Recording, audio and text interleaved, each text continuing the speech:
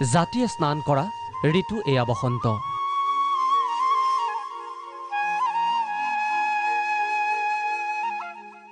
নিস্তব্ধতাৰ মাজতো বহাগ প্ৰাণৱন্ত। কুলিয়ে মাতিছে, কিন্তু পূৰ্বৰ দৰে ৰঙালীৰ ৰং নাই। ঘৰে ঘৰে হুঁচৰি নাই। মানৱ জাতিৰ সংকট কালত বহাগৰ এই শুভক্ষণত মানুহে মানুহৰ বাবে মৰম যাচিবলৈ পাহৰা নাই।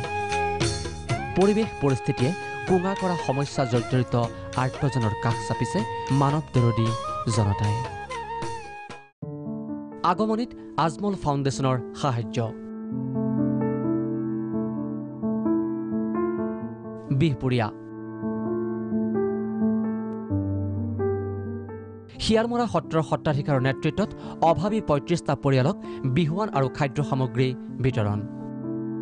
বিলাসীপাৰা কেইগৰাকীমান হৃদয়বানে ১৩০টা পৰিয়ালৰ মাজত বিতৰণ কৰে অত্যাৱশ্যকীয় সামগ্ৰী।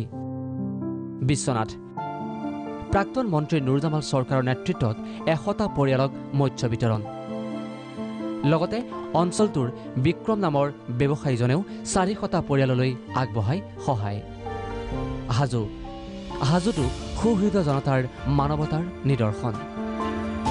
ইয়াৰ উপৰিও যুৱ ব্যৱসায়ী সৰ্বানন্দ বৈশ্যই আৰোগ্য নিধিলৈ আগবঢ়ায় ২৫,০০০ টকা। ককিলা, শদিয়া, দীপিলা, ধমধমা, কোকৰাঝাৰৰ সুহৃদয়বান লোকে পাৰ্যমানে দুখীয়া নিচলাক সহায় আগবঢ়াই দাঙি ধৰিলে মহানুভৱতাৰ নিদৰ্শন। বহাগত মৰম শ্ৰদ্ধা উপহাৰ প্ৰদানৰ যি পৰম্পৰা, এইবেলি তাৰে যেন এয়া এক পৰিৱৰ্তিত ৰূপ। আহিছে আহক, আঁতৰিবই এই দুৰ্যোগ। বাপতি সাহোন বহাগ থাকিবই যুগ যুগ। News desk, Prag news.